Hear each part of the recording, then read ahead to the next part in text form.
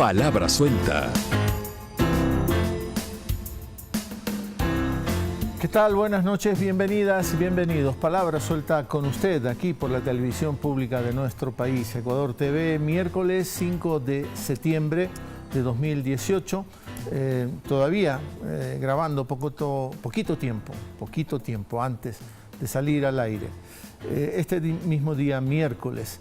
Y vamos a abordar un tema en el que quizá nos falta construcción política, pero no porque viene dada por alguien, sino porque es una construcción colectiva, social, una suerte de prácticas culturales diferentes, porque como todos nosotros lo sabemos, las ecuatorianas, los ecuatorianos, estamos asentados sobre esta maravillosa tierra telúrica, influenciada por una enorme cantidad de fenómenos naturales que la hacen bella, pero que también la hacen muy riesgosa.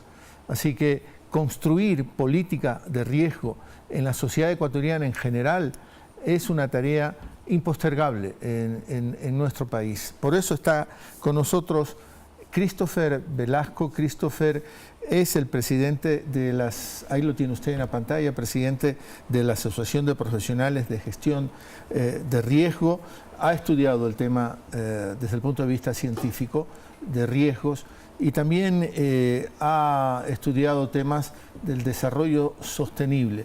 Bienvenido, Christopher. Gracias por estar con nosotros. No, gracias a ustedes. Siempre es un placer poderse discutir sobre una temática que es importante. Creemos que el riesgo es una construcción social, por tanto depende también de entender las dinámicas, las relaciones, las decisiones políticas y económicas que se toman sobre un territorio. En ese sentido, cuando hablamos de reducir el riesgo, estamos hablando de reducir vulnerabilidades estructurales como la pobreza, como los temas de servicios básicos, como el tema del ordenamiento territorial, el uso del suelo, es decir, el derecho a la vivienda.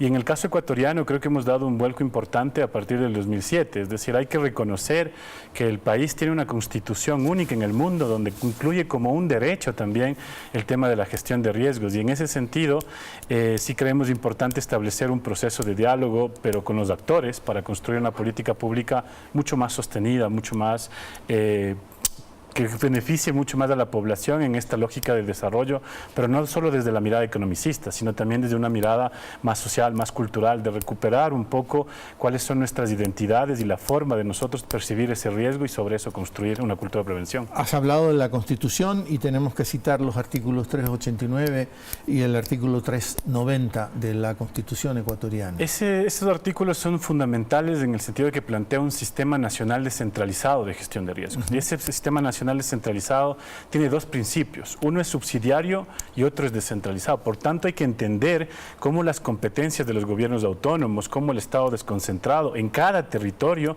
ayuda a reducir esos riesgos de desastres. No es una cuestión de agenda, no es una cuestión de plan, no es una cuestión simplemente de construir verticalmente una política.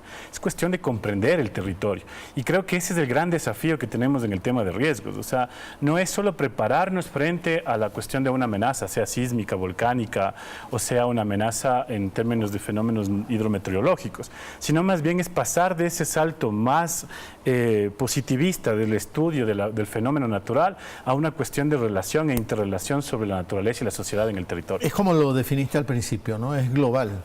Cuando dices es una construcción social, yo también leo que es una construcción cultural y ahí no está dada por nadie, sino que es un proceso que lo hacemos todos o no lo hacemos. Que evidentemente ese es el desafío de construir una cultura de prevención. Ajá. Es decir, no es mecánico la preparación que tiene el Chile, no es mecánico la preparación que puede tener los japoneses respecto a un tema, o que tiene México, por ejemplo, que bien lo dice García en un proceso de percepción social, o no es lo mismo que tiene, por ejemplo, las villas en Buenos Aires, que están asentadas en zonas de inundación y que permanentemente cada año tienen una afectación. Es decir, entonces hay que entender cuáles son las relaciones políticas y sociales que confluyen en un territorio para construir escenarios de riesgos o para reducir esos riesgos. Cátedra de riesgo hay que tener en la educación del Ecuador, por ejemplo, empezando en escuelas y colegios. No hay que esperar a llegar a ser universitario, como tú, por ejemplo, para especializarte en el tema, sino que tiene que ser una construcción, insisto, como tú bien lo has señalado, pero que debe de estar ahí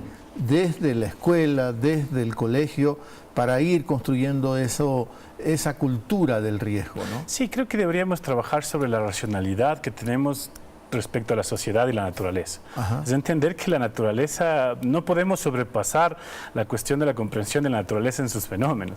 Es decir, nuestra adaptación dentro de la relación social que establezcamos debe ser algo que permita la sostenibilidad. Es decir, no podemos pensar en el riesgo solamente desde cómo me preparo en el simulacro, cómo hago la mochila de emergencia, cómo tengo el plan, cómo tengo la agenda de reducción. No.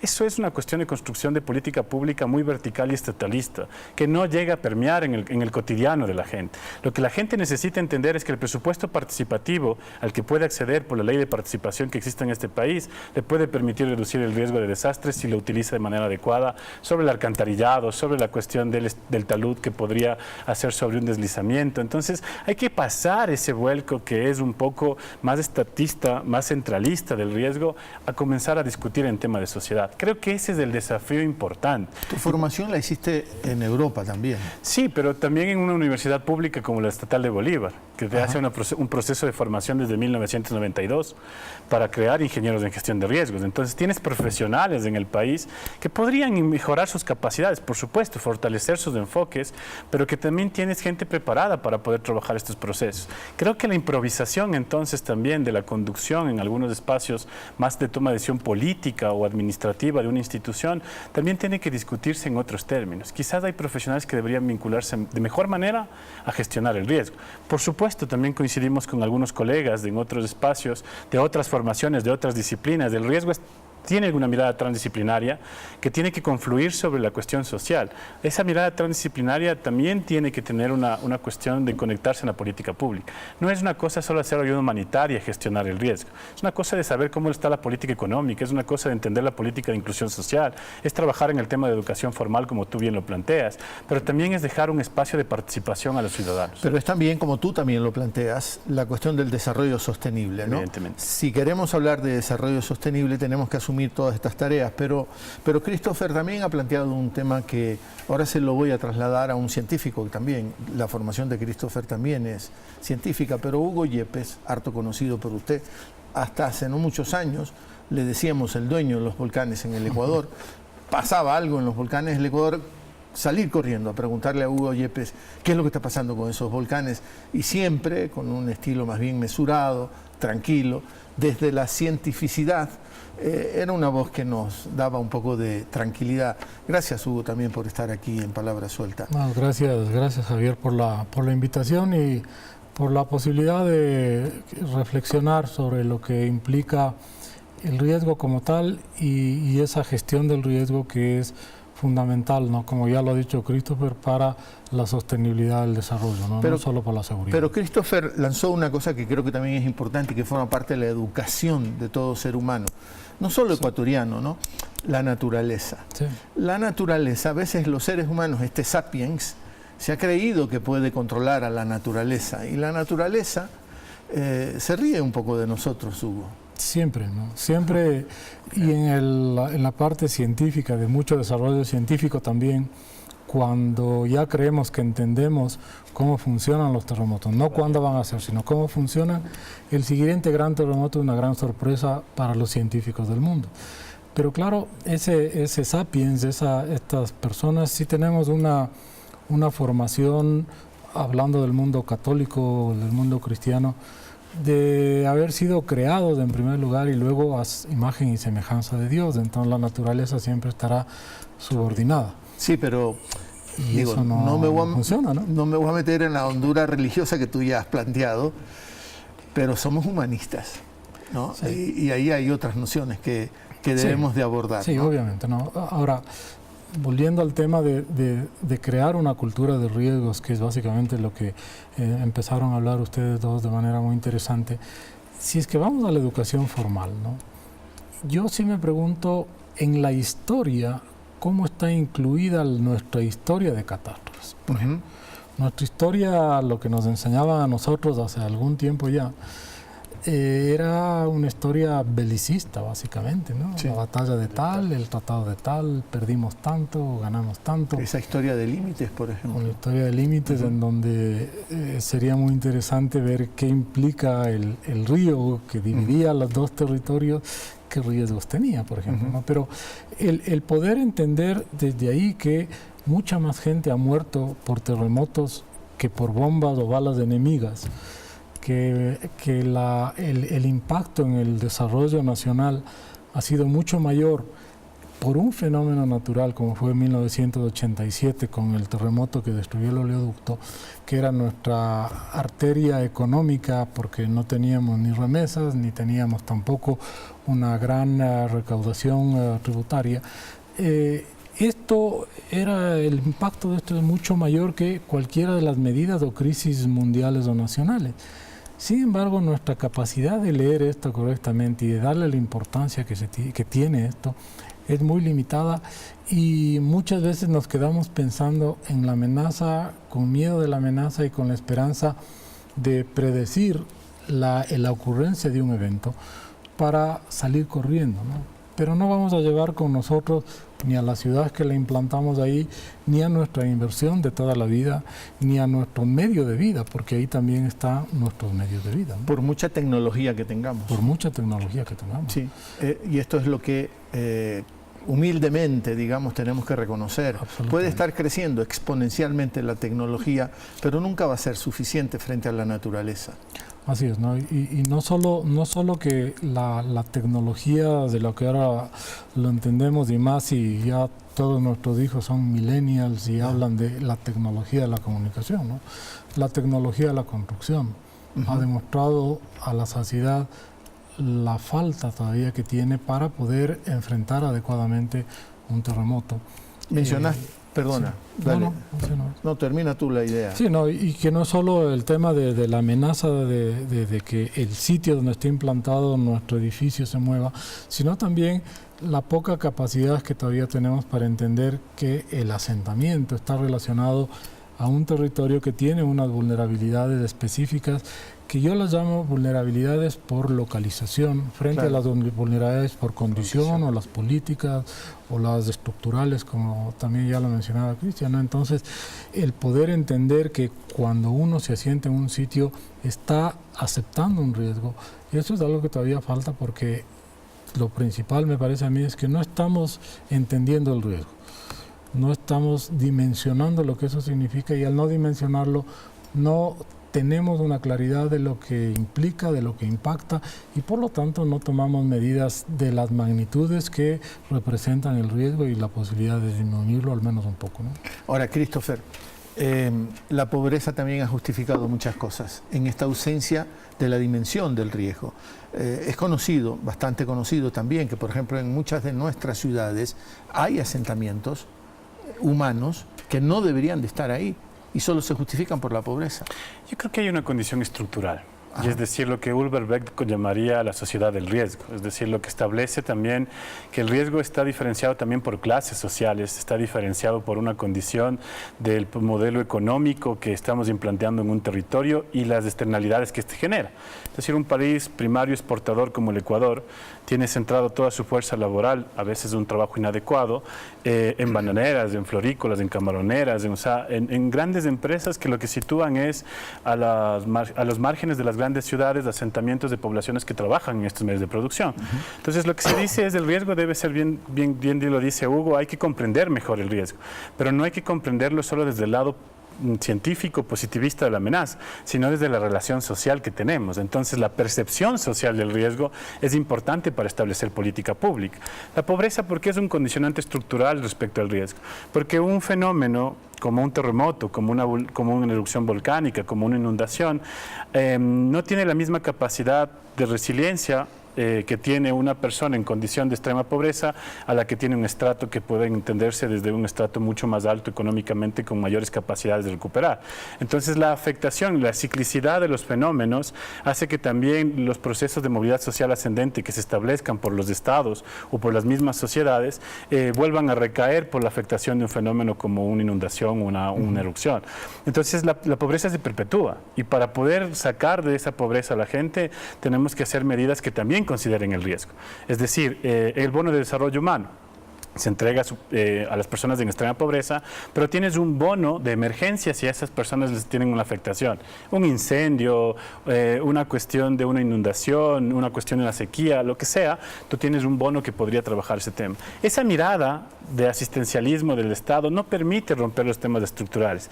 Por tanto, habría que mejorar las condiciones de sus conocimientos, de sus prácticas, de sus medios de producción, para poder generar una movilidad social ascendente a esas poblaciones y por tanto reducir el riesgo. Y por eso llamas tú políticas sociales, ¿no? Evidentemente. Claro. El riesgo no puede estar visto solamente desde un enfoque ni reactivo solamente, Exacto. ni tampoco puede estar visto solamente desde la mirada positivista del estudio del fenómeno.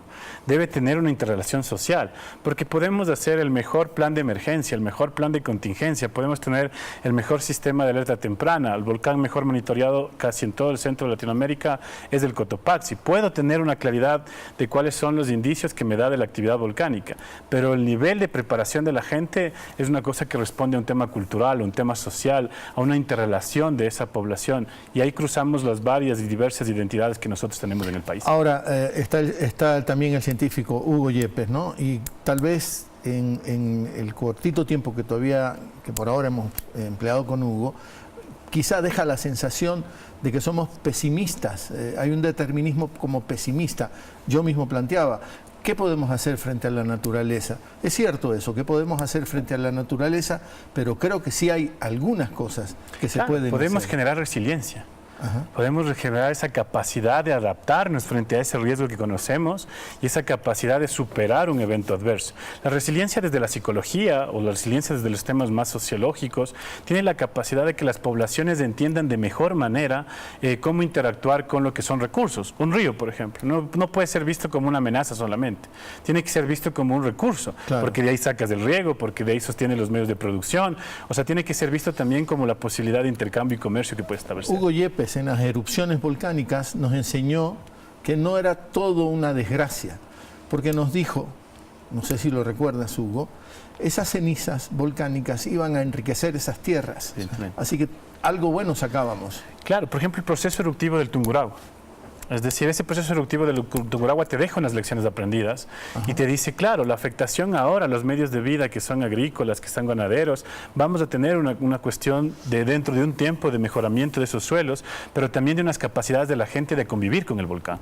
Y eso creo que es un trabajo que se ha hecho no solo desde el Estado, sino también desde la relación social de la gente que vive en Baños, por ejemplo. Sí. Entonces, eso hay que comprenderlo de mejor forma. Y no se puede hacer política pública de gestión de riesgos sin tener la consideración de lo local. Es decir, el desarrollo, o sea, los impactos que genera un evento adverso sobre los temas de desarrollo es lo que genera la catástrofe y el desastre, porque es la falta de institucionalidad, es la falta de capacidad de recuperarse de poblaciones, de sectores económicos. Manabí, por ejemplo. Es decir, ¿a quiénes hemos hecho la reactivación económica? Son a los pequeños productores, a la gente de la economía popular y solidaria, es a la gente que está articulada en asociaciones o son a los medianos y grandes empresarios que tenemos en la cuestión de afectación en el tema de Puerto Viejo y Manta. No es lo mismo la regeneración de Puerto Viejo o la recuperación de Puerto Viejo que la regeneración de Manta y peor aún del sector rural. Entonces la composición que tenemos a nivel del territorio también pasa por unas relaciones sociales. Eso es, creo que es el reto y el desafío que tenemos en el tema de política pública. Agradecerte, Christopher. Encantado. Vamos a hacer la única pausa aquí en Entrega de Palabra Suelta. Christopher Velasco ha estado con nosotros, usted ya lo sabe, él es el presidente de la Asociación de Profesionales de Gestión de Riesgo. Esa pausa y se incorpora otro personaje también aquí en Palabra Suelta.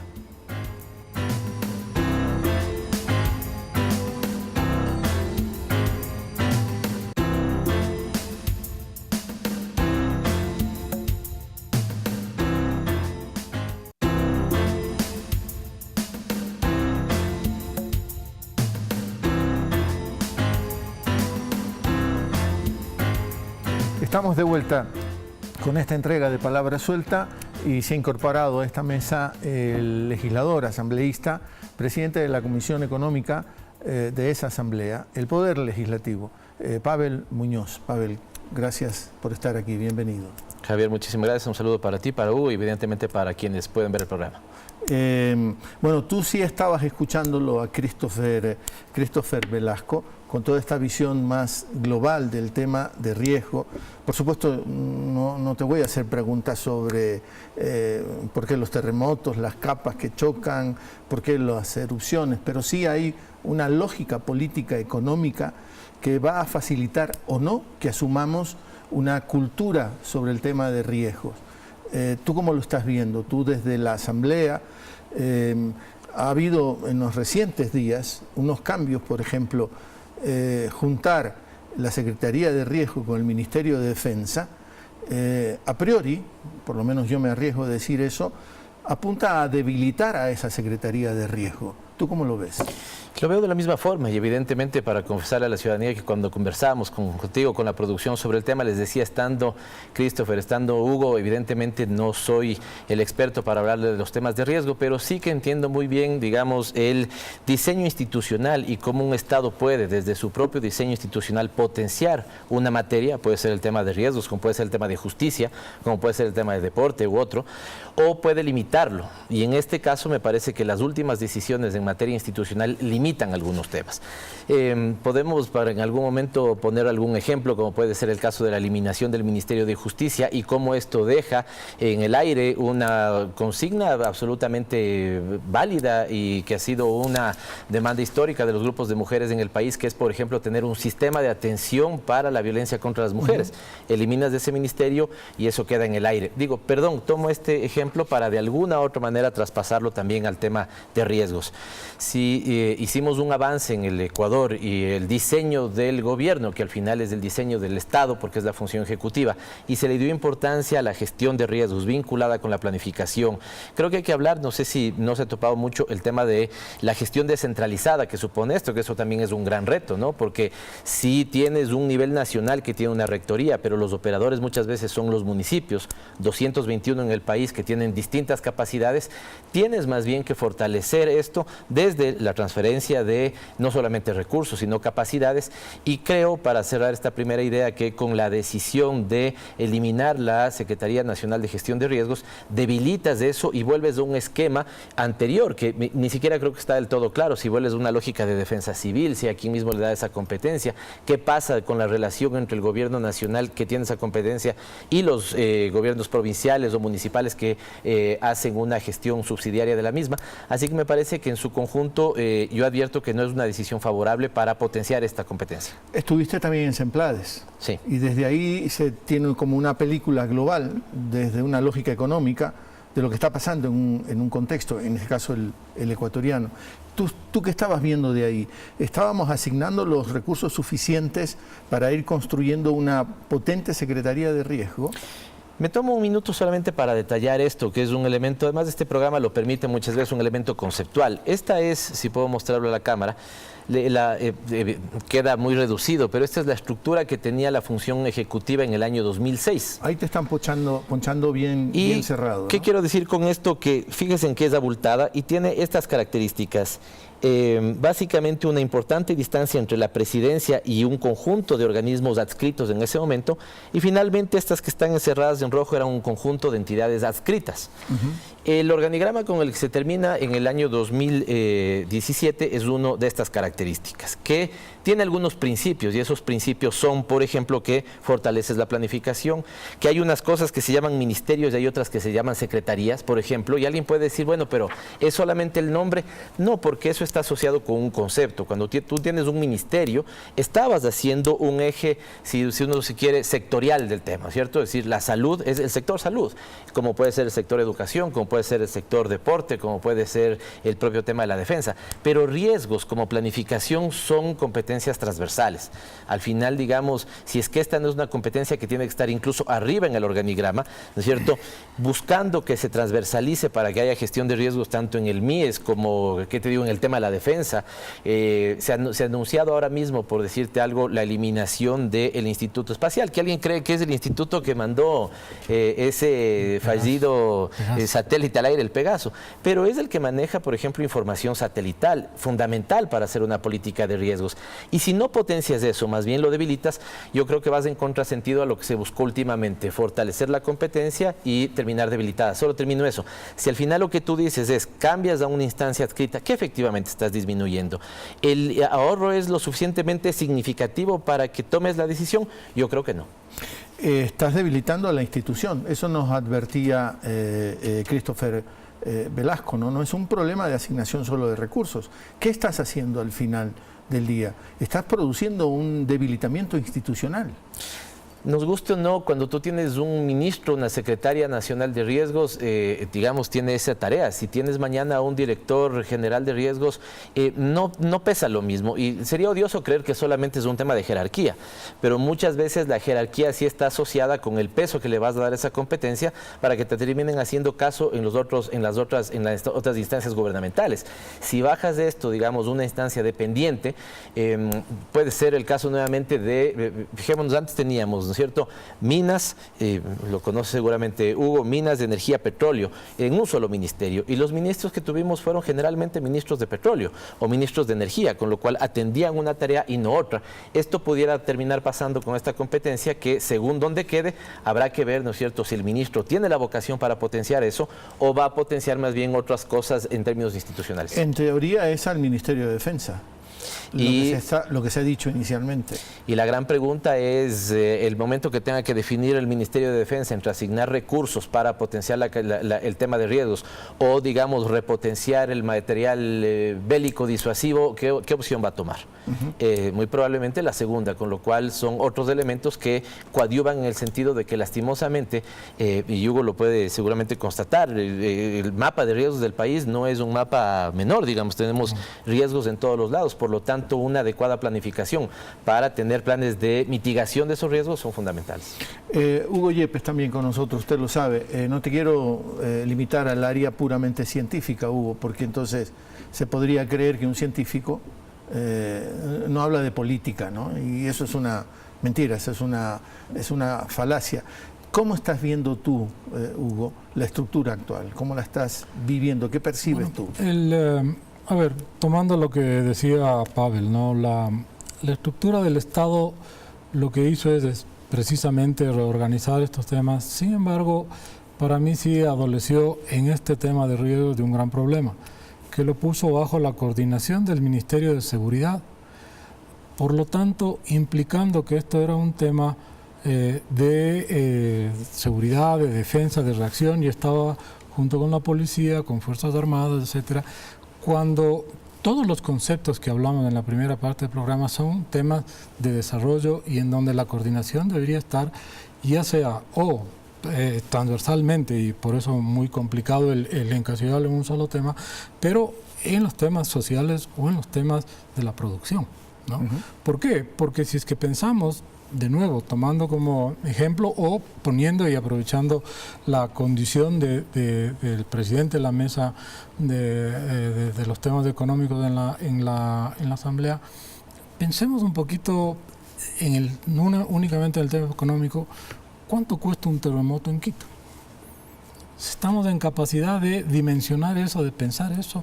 En realidad no lo estamos, ¿no? En realidad no estamos pensando que eso es parte de un análisis que tiene que abordarse, y los resultados que salgan tienen que abordarse de una manera muy, muy seria, porque los impactos pueden hacer que el propio Estado tenga problemas y en unos casos como el de Haití se vuelve inviable, ¿no? Pensemos en Quito con la capitalidad.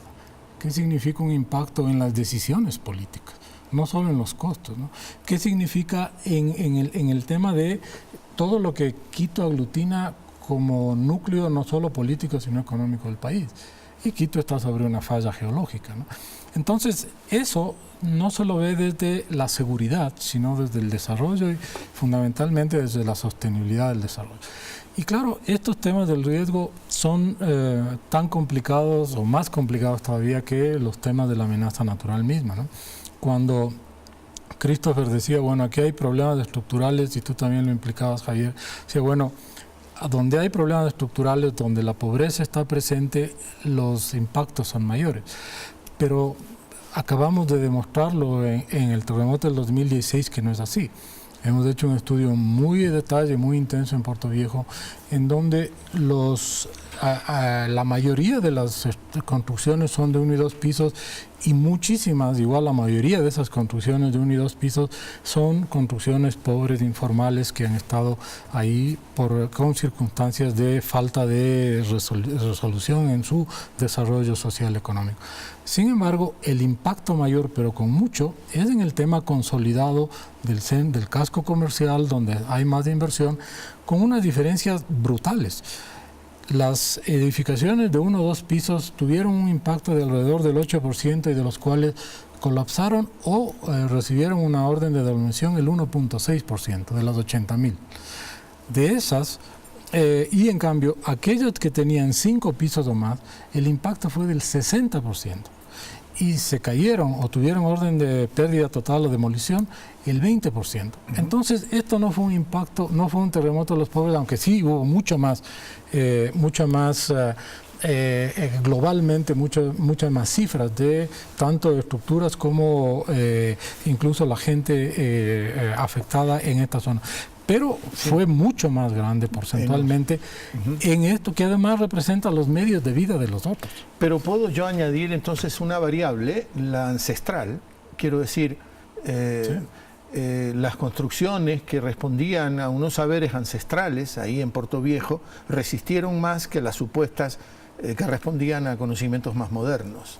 Ahí hay que, de nuevo, es muy complejo, y entonces la firma del terremoto mismo parece que lo dirigió hacia las estructuras altas, en donde lo que se llamaría el contenido de las frecuencias, o cuántas veces le golpeaba a la estructura, hacía que ésta vibre de mayor manera y falle. Sin embargo, ¿cuál es la gran preocupación, ¿no? Puerto Viejo no es una ciudad diferente, sino es una ciudad estándar para ese tamaño de ciudades, no solo en la costa sino a nivel nacional, porque del estudio que sacamos es una ciudad bastante moderna, ¿no?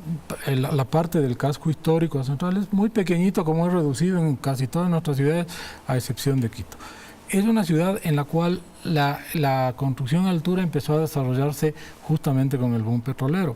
Es una ciudad en donde, y eso es muy importante, en donde el desarrollo de la construcción o de la inversión pública hizo que haya construcción a altura desde el 2006 al 2016, pero el impacto en esa construcción fue exactamente igual que aquella previa, es decir, en lo más privado, pero fundamentalmente fue igual, no se ve diferencia, incluso hay mayor impacto desde que el país expidió su primer código de la construcción propio, que fue en el 2001. Es decir, lo que se dañó en los años 90, construido en los años 90, tenía el mismo porcentaje de daños que lo construido en el año 2010, solo que esa era inversión pública, lo otro más inversión privada. Entonces, estamos viendo que Puerto Viejo es una gran laboratorio y una gran lección, y en donde hay que destacar la voluntad política del alcalde para tratar de entender lo que le pasó a esa ciudad, y de esa percepción del riesgo, entonces empezar a generar política pública, unas estrategias locales para poder enfrentar ese riesgo, porque Puerto Viejo no se va a ir fuera de la zona sísmica. Entonces, si es que ya nos vamos a lo que significaría la estructura del Estado y la concepción esta de la gestión del riesgo desde una institución o desde la generalidad del Estado, vemos que al país le ha faltado el que pueda generar unas estrategias nacionales de conocimiento y luego de disminución del riesgo. Y en eso están implicados todos los responsables de la política pública, en lo social obviamente, pero vemos que Puerto Viejo no es el caso. En lo económico, ¿no? De nuevo, hagamos un ejercicio simple de que solo cueste el 5% de lo que vale una ciudad grande. Entonces, estamos hablando que excede el presupuesto nacional un solo evento de estos, de los cuales ha habido una historia. ¿Y qué significa también para los otros ámbitos del desarrollo? El ámbito político. Colombia nos mostró luego del año 85 del siglo pasado, de la erupción del Nevado del Ruiz, también cómo eso se convirtió como política pública y los alcaldes empezaron a ganar elecciones por sus ofertas de gestión de riesgo y los alcaldes empezaron a ser destituidos por no cumplir esas ofertas. Es decir, necesitaremos que hayan decenas de miles de víctimas para cambiar cuando ya conocemos que las posibilidades existen. Yo creo que no, y eso es una falta de que este concepto del riesgo se haya permeado hacia las más altas autoridades, y mucho puede estar relacionado a que esto estuvo supeditado a los conceptos de seguridad, y así lo vimos, porque en la erupción del Cotopaxi quien tomó la batuta no fue la gestión de riesgos, sino que fue el Ministerio Coordinador de Seguridad. Y en el caso del terremoto del 2016, la propia estructura de la defensa de la Secretaría de Riesgos fue la que salió resquebrajada con el terremoto, como cualquier edificio, porque la atención se la dio específicamente a actores políticos nacionales, el ministro X, el director tal, en cada uno de los territorios, olvidándose de la gestión del territorio. Y eso desde una visión política que obviamente no le hizo ningún favor a la posibilidad de ganar conocimiento y ganar institucionalidad en la gestión del riesgo. Por tu oficio recorres mucho este planeta, ¿no? Ahora mismo estás a punto de embarcarte en un avión de nuevo, te vas a Mendoza, en Argentina. ¿Qué nos enseña Chile? Christopher lo mencionó. ¿Qué nos enseña México? Que podemos aprender rápidamente e incorporar a toda nuestra práctica y legislación. Bueno, de manera muy interesante, son dos sociedades diferentes y tenemos dos enseñanzas diferentes ahí. Chile está a la vanguardia de lo que es el diseño y la construcción sismo resistente a nivel mundial. Y los Estados Unidos, Nueva Zelanda, los propios japoneses están regresando a ver y están adoptando las prácticas chilenas, porque en Chile viene un terremoto de magnitud 8. Al día siguiente se sacude un poco el polvo que se levantó y las actividades continúan normalmente. Es el ejemplo del magnitud 8.8 del 2010 en la zona central y más poblada de Chile, ¿no? México, en cambio, acaba de pasar dos terremotos del uno, el uno coincidentemente con el aniversario del terremoto de 1985, en donde Ciudad de México sufrió malamente, también los edificios altos, no las estructuras pobres, en donde socialmente, ¿qué salió? Que esos edificios altos también tenían problemas sociales, se habían tuburizado y mostraban los problemas de hacinamiento, de falta de oportunidades también. Pero este terremoto del año pasado, el 19 de septiembre, nuevamente impactó a las estructuras altas, en donde el terremoto fue una sorpresa, como decíamos, no se esperaba un terremoto ahí, pero tampoco se esperaban los daños en una sociedad que se precia de haber aprendido de los terremotos. Entonces, vemos que, y además, en donde las diferencias sociales y las diferencias de capacidad para absorber esos eventos, eso es mucho menor en México que en Chile, en este caso su educación, en este caso su disciplina para controlar, y en eso el Estado tiene un rol fundamental para controlar que las normas que cada vez se revisan y cada vez se tiemblan, se vuelven a revisar y se ponen más estrictas, pero no necesariamente hacen más cara la construcción, se cumplan, ¿no? ¿Qué vemos acá entonces para sintetizarlo en el tema de las normas, por ejemplo? Todas las sociedades que viven en zonas sísmicas, luego de un terremoto que tiene un impacto como el tuvo el 16 de abril del 2016, revisan su norma sísmica. Hay una actividad específica relacionada con los cuerpos científicos, ingenieriles de las prácticas y la parte política. Aquí el país todavía está en deuda de eso, ¿no? En el ahorro del Estado, ¿no? Para hacer la revisión de la norma sismo resistente, el presupuesto es cero, ¿no? Pero no por este ahorro último, sino desde que pasó el terremoto mismo. Entonces, seguimos, yo creo, muy pegados a Santa Marianita de Jesús y no a las realidades que aprendemos de los otros países y las que hemos dejado de aprender acá por el terremoto del 2006, con la excepción de Puerto Viejo. Pavel, ¿cómo debo? Pavel. Pavel, ¿no? Si no, estoy hablando de los reflejos condicionados. Pero fíjate que en la costa, y por más que digo, la gente que viene de la costa me dice Pavel, y en la sierra me dicen Pavel. Mi nombre es Pavel. Pavel. Sí. Yo soy costeño, entonces tengo tendencia a decirte Pavel. Pavel, ¿qué sacas de todo lo que ha dicho Hugo, de lo que escuchaste de Christopher Velasco? Tú eres el legislador y tú eres un poco el que debe de recoger toda esta información y plasmarla en algún lado, en cuerpos legales, en políticas públicas, en fin, en todo lo que debe de ser recogido de lo que están diciendo los científicos, los que están trabajando en territorio. En fin, ¿tú qué lees ahí? No sé cuánto vamos de programa, pero si en esta media hora hemos escuchado a 2 expertos, uno inmediatamente puede, por ejemplo... Nos quedan como 18 minutos más. Y decía esto porque si vamos más o menos 40 minutos de programa, solamente en 40 minutos, al escuchar a 2 expertos, uno puede llevar, por ejemplo, puede llegar a conclusiones que en términos institucionales serían distintas. Y me parece que lo señalado por Christopher y ahora por Hugo es fundamental para señalar al menos 3 cosas, diría yo. Número 1, cuando tú operas desde el paradigma de la austeridad y sobre ese paradigma quieres revisar el Estado, lo que haces entonces es, por ejemplo, decir, a ver, ¿qué carteras de Estado me están ejecutando menos?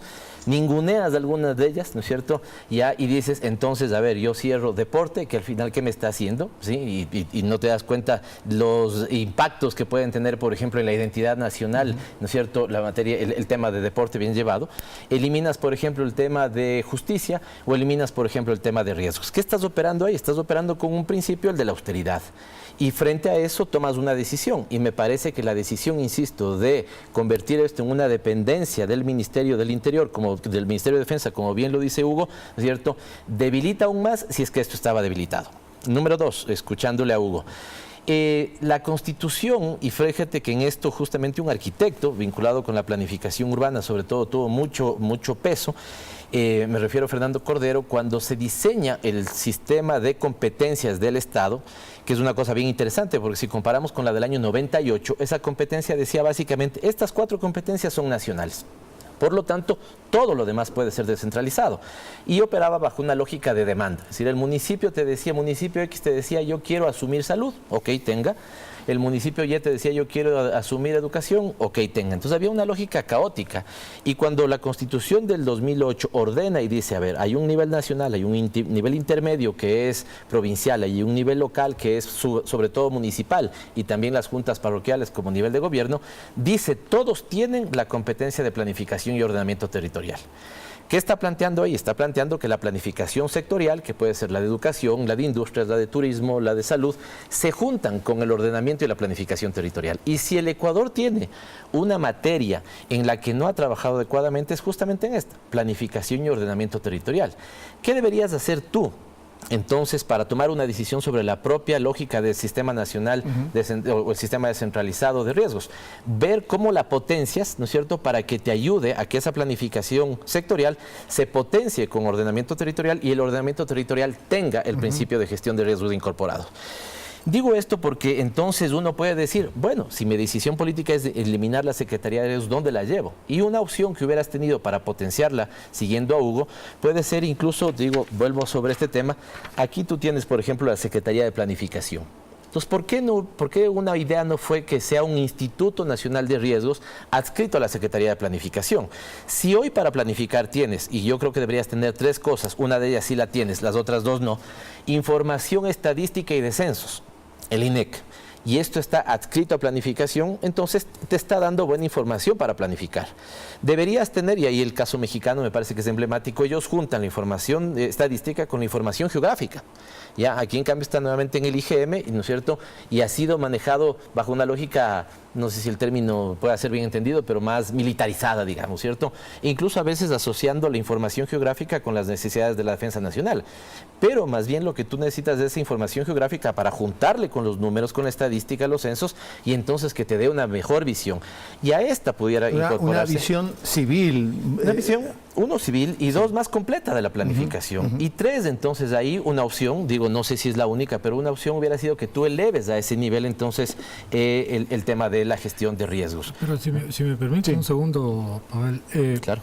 Es que esos datos, esa información del día a día de cualquiera de las instituciones a nivel local o a nivel sectorial, esas son con las que se construye la identificación y la cuantificación del riesgo que luego te permite tomar las decisiones. Es decir, en la alcaldía tenemos que saber cuántos edificios altos hay, pero cuántos de esos tienen un nivel socioeconómico alto, cuántos está tal. Entonces, con esa información del nivel nacional, del nivel local, construye el riesgo desde el nivel local y desde el nivel nacional, y recién ahí se pueden tomar decisiones, porque ahora un poco son palos de ciegos haciendo la gestión del riesgo. Y quería llegar al punto tercero, porque con el que anoté, que es una cosa importante que ha dicho Hugo, al final esto tiene que convertirse, por ejemplo, en norma técnica. Porque entonces, bajo esa norma técnica, porque alguien te podía, aquí nuevamente vuelve a entrar, porque el tema es muy complejo, entra, por ejemplo, en discusión la famosa autonomía de los gobiernos autónomos centralizados. Y alguien te diría, bueno, pero si al final entonces el ordenamiento de este territorio, por ejemplo, o sea, el cantón, además hay un problema con el propio territorio, ¿no? Porque el cantón sobre la provincia y sobre el nivel nacional, los tres están ocupando el mismo territorio. Entonces, digamos, sobre una falla, o sea, geográficamente sobre este punto tienes metidas todas estructuras territoriales, o 4, una parroquia, un cantón, una provincia y el nivel nacional. Entonces, ¿a quién le compete? Por lo tanto, la necesidad, más las regiones, que bueno, al final no se les hicieron, que eran una lógica donde, ¿no es cierto?, en la discusión técnica, si tú quieres, más conceptual, era que sea la región más bien el nivel intermedio, que sea un nivel más potente, que tenga esta posibilidad de generar desarrollo territorial, desarrollo económico asociado con la gestión de riesgos. Entonces, ¿por qué no pensamos por ahí los temas? Y me parece que al final no se pensaron, porque entonces estás, que a mí me pareció un error, estás atraído más por una lógica de austeridad. Me dicen que tengo un déficit grande, por lo tanto tengo que saber dónde cortar, y no asociar, y vuelvo al concepto y con eso termino. Yo al menos soy partidario de lo que se llama la Escuela de Regulación Francesa, y esta te dice una cosa fundamental. Si tu país va a tener este tipo de desarrollo, y lo llaman a eso régimen de acumulación, asóciale a eso el tipo de institucionalidad que te sea factible para hacer eso. En el 2007 se hizo eso. Nosotros creíamos que necesitábamos un tipo de desarrollo, te digo, de características con niveles de industrialización, con fomento de las economías locales, y necesitabas un tipo de institucionalidad. Ahora me da la sensación que no está claro el esquema de desarrollo que quieres seguir, y por lo tanto das un poco palo de ciego sobre la institucionalidad que quieres armar. Pero esa estructura de riesgo fue creada constitucionalmente, Pavel, y hemos citado en el segmento anterior los artículos 389 y 390 de la Constitución. Tú eres legislador, asambleísta. ¿Qué piensas hacer para dialogar con el Poder Ejecutivo, que desde el punto de vista incluso jurídico constitucional no puede cambiar con un decreto lo que está diciendo la Constitución? Aunque, me lo explicaba también Hugo, es un poco laxo, muy abierto lo que dice la ley. Pero a ti te toca, como legislador, plantear, oiga, un ratito, si aquí hay una violación constitucional, ¿cómo la vamos a resolver? Ahí hay dos elementos. Uno, efectivamente, esto es constitucional y debería darse entonces tratamiento. Y dos, lo que pasó en las últimas reformas es que algunas instituciones creadas por ley igual fueron eliminadas. ¿Qué argumento van a tener aquí en argumento legal? Que la ley de modernización del año 92-93, si no estoy mal, te permite que así una institución esté creada por ley, el Poder Ejecutivo la pueda eliminar. Pero así, llevando esto al terreno legislativo y queriendo hacer las cosas bien, yo te digo, ¿por qué antes de tomar la decisión no se generó una mesa de diálogo como ahora tú desde la opinión pública estás haciendo? ¿Por qué no se contó con la participación? Porque aquí en clave se está quedando un principio, se está quedando sin ser cumplido. Nada para ustedes sin ustedes, ¿no es cierto? Yo digo, los dos expertos que han estado aquí fueron de alguna u otra manera, estuvieron en un ámbito de discusión para decir, mire, tal vez esta no es la opción. Ok, usted quiere eliminar la Secretaría de Riesgos, pero tenga al menos de estas otras opciones. Tenga un instituto más pequeño, asócielo a la planificación. Junte esto. Cuando hay un terreno, no sé si Hugo está queriendo pisar el mismo, que es cabroso. En algún momento yo decía, mira, ¿qué tiene México? Un instituto de estadísticas y geografía, me parece que se llama algo así, pero junta los dos temas, ¿no? Aquí, cuando alguna vez yo planteé ese tema, las Fuerzas Armadas pues, se pusieron al techo y dijeron, al IGM no me lo topan. Cuando en realidad, no sé si por eso pregunto si Hugo está queriendo entrar al mismo terreno, esa información geográfica está muy asociada con el tema de riesgos.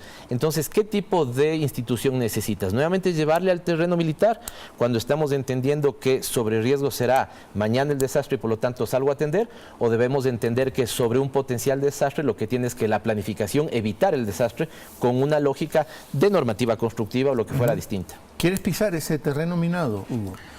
Bueno, a ver... Y es minado justamente, tal vez. No, el tema es que si es que tienes una transparencia en la información y tienes acceso a esa información, en realidad quien más eficientemente la genere, la debe generar, ¿no? ¿Y qué es lo que... a dónde puedo ir con conocimiento de causa en el tema, ¿no? La información que existe, ¿no? La información que se levanta es una información de muy mala calidad, en donde la relación geográfica de la información está muy mal definida y está muy mal levantada.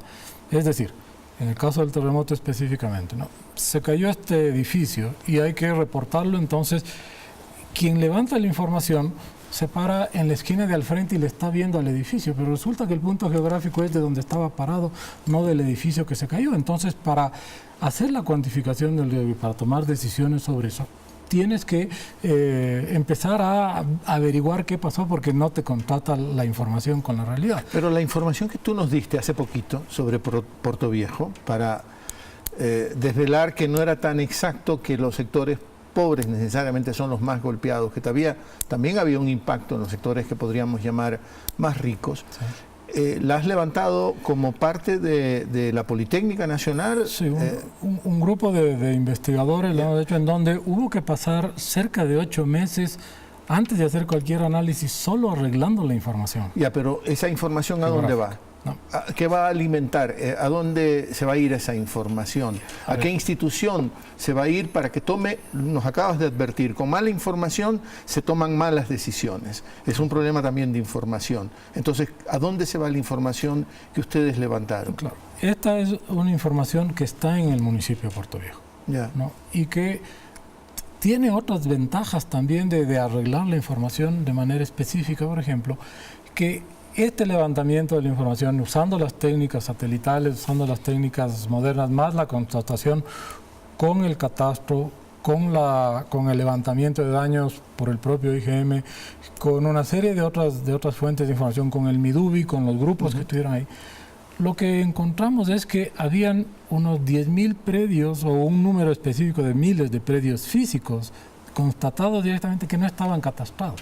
Entonces, el municipio ahora, por esa gestión de riesgos, ahora tiene la posibilidad de generar más recursos cobrando los impuestos a quienes no los había tenido catastrados. Entonces, clave. El riesgo es, si es que tenemos bien la información, podemos trabajar en riesgo, pero de nuevo lo que le decía Pavel, es una información propia de la institución, que mientras más calidad tenga, mejor podemos utilizarla también para los riesgos, pero es del día a día de esa institución, y que si está disponible y que si es que le toca a una u otra institución, pero que esté disponible, que esté pública, entonces podemos hacerlo, ¿no? Todavía estamos pidiendo, por ejemplo, la información oficial levantada por el MIDUBI de la consolidación de los daños.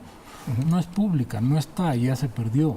Es decir, hay una serie de temas que no nos permiten a nosotros constatar lo que hemos hecho con métodos alternativos, científicos, pero que deberían estar directamente desde la información pública. Hugo, como parte de esta educación, hablaba Christopher de esta construcción social del tema de riesgo.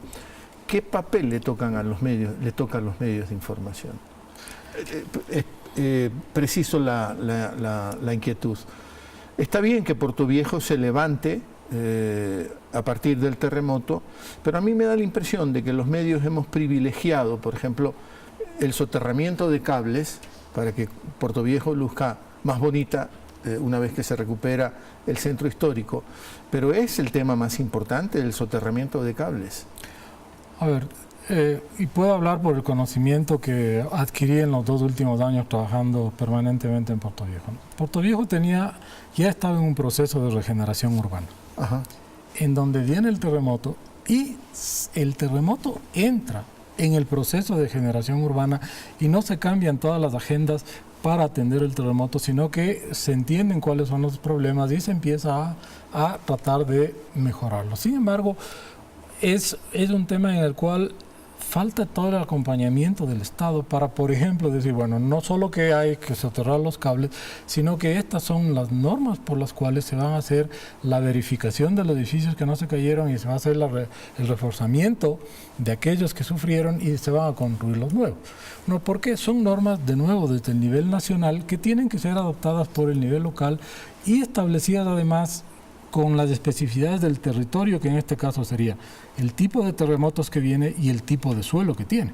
Y en donde Puerto Viejo ya estudió sus suelos y de nuevo este trabajo que hemos hecho está no solo pionero en el país, sino a nivel de la región. Entonces, sí, esas son las posibilidades que tienes de incorporar en el día a día de cada institución y de cada habitante incluso la posibilidad de entender el riesgo y al cuantificarlo y entenderlo claramente, hacer la inversión en tu día a día para que el efecto no sea igual y sea mucho menor. Pavel, ¿y cómo has visto tú a los medios en esto que podríamos llamar un proceso nuevo que tiene que vivir el Ecuador para tener verdaderamente esta construcción social, cultural del tema riesgo? No creo que estén haciendo el trabajo que deberían hacer para generar esa cultura y me parece que ahí justamente la potencia de los medios públicos es la que puede ayudar. Si mañana le pides a un medio comercial que destine 1 hora a la semana o 2 horas a la semana para, por ejemplo, generar cultura ciudadana y gestión de riesgos, te va a hacer una suma y te va a decir, mira, a esa hora yo puedo poner un programa que me da más rating, que me genera determinado arrastre comercial, no lo puedo hacer. Pero el medio público, los medios públicos tienen que hacerlo y en ese sentido me parece que tienen que, a un país con las características de riesgo del Ecuador, tienen que, si han hecho un poco, tienen que hacerlo 5 veces más. Eso, el elemento número 1. Y 2, que también está ahí un poco los medios. O sea, más le cargas la tinta a los medios públicos. Le cargo más la tinta a los medios públicos porque, digamos, pidámosle a quién va a ser posible. Me parece que en el otro caso podía ser pedir peras al olmo, aunque recordemos que la normativa nacional también te debería dar la posibilidad a que cualquier medio, sea público o privado, entre a dar a la información, a dar a la población información relevante como esta. Pero también creo que los medios de ahí podrían colaborar en una cosa que vuelvo a escuchar a Hugo y me parece importante. Solemos tener en el Ecuador esta cosa de atender lo urgente y no necesariamente lo importante. Entonces, si la decisión del presidente que cortar tanta plata, ¿no es cierto? Entonces voy a lo urgente y seguramente termino cortando esto. Pero no nos damos cuenta de la importancia de esto. Hugo señalaba un tema fundamental y veamos cuántos municipios realmente invierten y el país cuánto invierte en generación de información para catastro. No lo hacen. Y además porque ahí tienes un tema donde, y yo creo que Puerto Viejo está haciendo una muy buena gestión en ese sentido. Porque, ¿qué es lo que pasa? Y ahí también es un problema de los políticos, sobre todo en este caso los políticos locales. Tú tienes, por ejemplo, en el caso de plusvalía, sí, tú tienes la posibilidad de cobrar en una banda, ¿cierto? Que te da desde más bajo hasta más arriba. Los municipios van por la fácil, cogen un segmento, ¿cierto? Ya, y eso es lo que cobran. No hacen diferenciación, no actualizan su catastro. Si no actualizan su catastro, no pueden tener esa información, cobran menos, dan servicios de pésima calidad. Tenemos municipios que, a pesar de que la norma dice que debes tener al menos 50,000 habitantes para ser municipio, el 60% o más incumple esa norma. Tienes municipios de 10,000, de 15,000, de 20,000, porque en los 90 tuviste una lógica de cantonización. Parroquia a la que llegabas te decían, ve, yo si voto por usted si me hace cantón. Entonces aparecieron un conjunto de cantones que hoy no tienen las capacidades para eso. Pero entonces ahí vuelvo sobre el tema de lo importante. ¿Qué importante que es que la información que se levante sea de calidad? Seguimos trabajando, y me voy a meter en un terreno que no soy especialista, pero seguimos trabajando a niveles de 1,25,000, 1,50,000 cartografía, por ejemplo, cuando en otros países te trabajan a metro. De alguna otra manera. Y entonces, si tú crees que cortando de manera urgente presupuesto donde aparentemente no te está sirviendo, ya estás cometiendo un error, porque lo importante en una lógica de Estado es que esa información mañana te puede permitir para que, por ejemplo, todos hagan nuevos catastros en el país. Es el municipio que puede que lo haga por sí mismo, el que no puede, dale la información para que actualice el catastro. Y que al actualizar el catastro nadie te dice que le pases que le ahorques al ciudadano, que le cobres un poquito más, y al que más tiene que le cobres un poquito más para que puedas tener una mejor ciudad. Pero no entramos todavía a ese terreno, no solo los medios de comunicación, sino los políticos nos dejamos seducir por no topar los temas que nos pueden quitar votos, ¿no es cierto? Ya, y ahí estamos equivocados porque debemos entrar no solamente a los temas urgentes, sino a los importantes. Hugo, desde el siglo XVIII parece que Darwin nos determinó. ¿Qué dices tú? Bueno, sí, de alguna manera, ¿no? Es decir, si es que debemos evolucionar, ¿no? Debemos ver la naturaleza, pero no la estamos viendo, ¿no? Estamos quedándonos como quienes tenemos poder sobre la naturaleza y es al revés, y nuestra evolución tiene que ir en ese sentido. Ahora con las ciudades, ¿no? En donde el futuro sísmico de las ciudades es muy poco prometedor, y más aún si es que es una sociedad que tiene ahora el 68-79% de urbanización y ya hemos dejado el campo, pero estamos construyendo ríos. Pero una cosita yo diría en función de lo que decía Pavel sobre los medios públicos y privados, es que el concepto de riesgo es transversal. Entonces, la siguiente novela del canal privado en la época de rating o el programa de bromas o lo que sea sobre el terremoto y sobre cómo te preparas y cómo respondes. Entonces no dejas de tener el rating, solo que esa cultura que vas creando, la vas creando desde todos los estamentos, pero para eso tienes que tener alguien que desde una rectoría que te permita ver las 100.000 dimensiones que tiene la gestión de riesgo. Pero tenemos que dejar atrás el sexismo, el machismo, los estereotipos. Totalmente. Y todas esas construcciones que hemos hecho. Que son construcciones sociales. Así es, construcciones políticas, sociales, culturales, y muchas veces hechas con mucha perversidad, hay que decirlo, también abiertamente, ¿no? Pavel, muchas gracias por haber estado Gracias, aquí. Solo me quedo con un tema. Peter Berger tenía una cosa que decía... ¿Peter qué? Berger, un libro que se llamaba La construcción social de la realidad. Pero lo que pasa es que los medios hoy están haciendo construcción mediática de la realidad, y pudiendo dedicarse a hacer esta construcción mediática con temas de alguna otra manera importante, estamos sometidos más bien a otro tipo de construcción mediática que yo creo que en el futuro poco bien le hace a la sociedad. Las narraciones son las que tienen que cambiar también e incorporar más narraciones, ¿no? Hugo, muchas gracias también a ti por haber estado aquí. Muchas gracias por la invitación, siempre un placer.